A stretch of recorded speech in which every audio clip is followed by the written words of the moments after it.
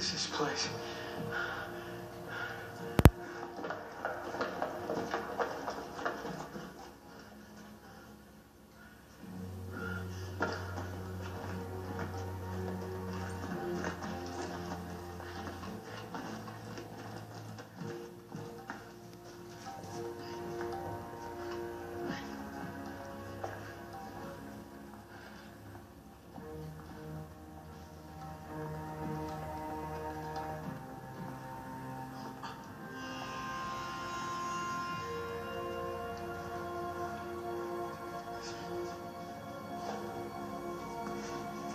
These computers are 30 years old.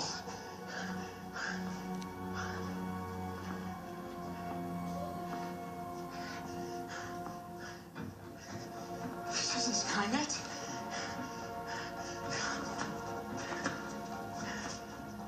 There's nothing here.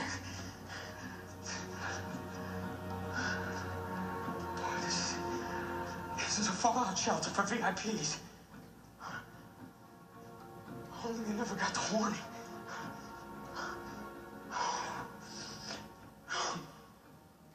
Damn it. There's nothing.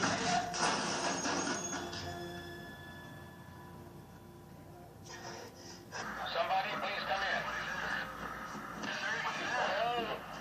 Anyone reading me? News about a launch sequence. Command and control are broken down out here. Is anyone receiving me? Somebody. Somebody, please come in. Is anybody out there? CQ. Is anybody there? This is John Connor at Crystal Peak. Connor? What the hell is happening? Who's in charge there?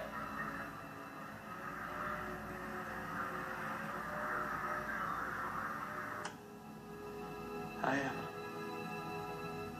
Connor? Became self-aware. It had spread into millions of computer servers across the planet. Ordinary computers in office buildings, dorm rooms, everywhere. It was software in cyberspace. There was no system core. It could not be shut down.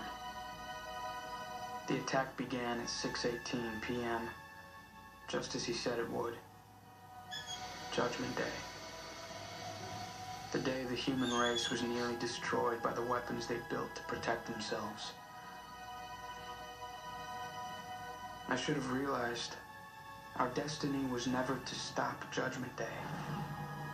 It was merely to survive it. Together.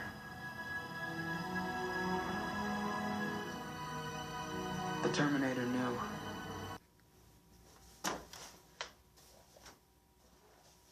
This is Michael Keats, Grandmaster of Ninjutsu and technical expert, here to give my personal opinion on the events you've just seen in the Terminator movie. If you note at the end of the movie, they describe that the Skynet system was migrating by itself in cyberspace and was not an actual physical piece of hardware. I might point out that our own computer systems have switched over in large scale to virtualization, and a lot of this is what's led to what's now called cloud computing. When you utilize a service provider and get servers in the cloud, you're actually generally receiving a virtualized server that's, there may be 5 or 10 servers on one physical piece of hardware. The other thing that's more interesting to note is that there is a type of virtual server that's called a self-migrating virtual machine. And what that does is it may be sitting on a physical server and it decides, hey, there's something wrong or potentially wrong with the piece of hardware that I'm on. So I'm going to pack up my entire server self and self-migrate to some other physical piece of hardware at some other location and install myself there.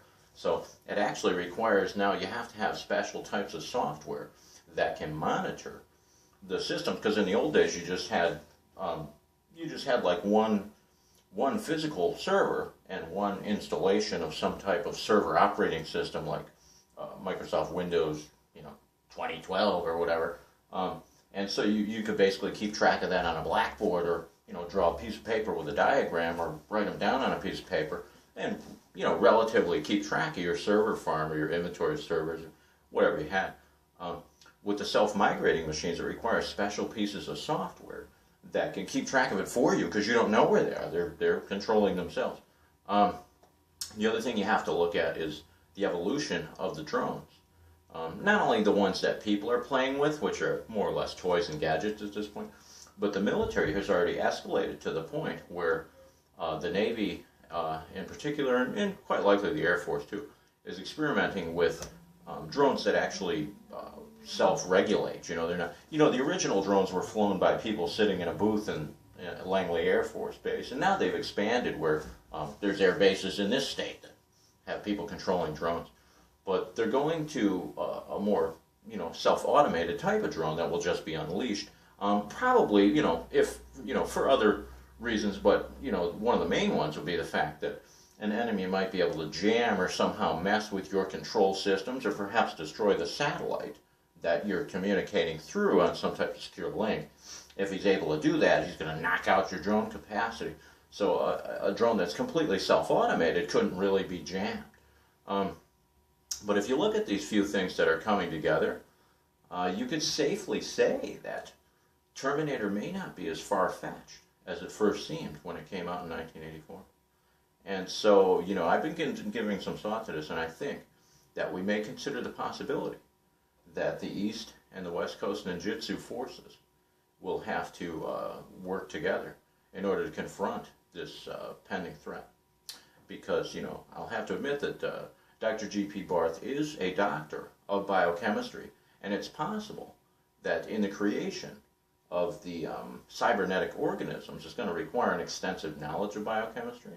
I may be able to tackle it myself, I'm not even sure, but it would take years to do it. So if you can get somebody that's already, an expert in that field, that may be, certainly the wiser choice than trying to school yourself for years to catch up, because time may be limited. Technology is moving at light speeds, and so I would have to be willing to explore that. The possibility of a truce between the East and West Coast ninjutsu forces, and an extensive study of the current state of technology, and the possibility that this will have to be utilized to some degree in order to prevent the Skynet system from coming online. The only really sad thing about the whole thing is that Sarah Connor in this movie apparently was not there. Linda Hamilton, kind of bummed out about that. But other than that, we have a mission in front of us. We got to do it. So we'll be in contact with G.P. Barth to see whether we can explore this and look at some possibilities to put a stop to the Skynet system before it strikes.